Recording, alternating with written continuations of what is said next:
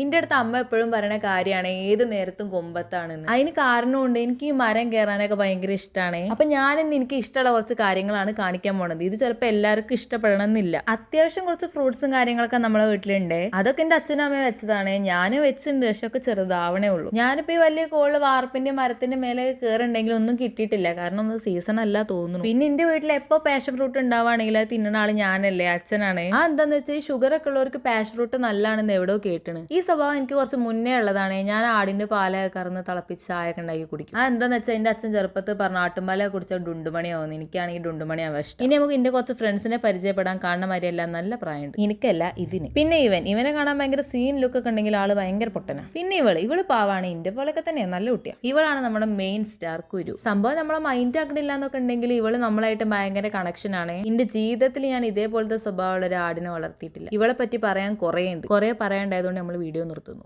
By.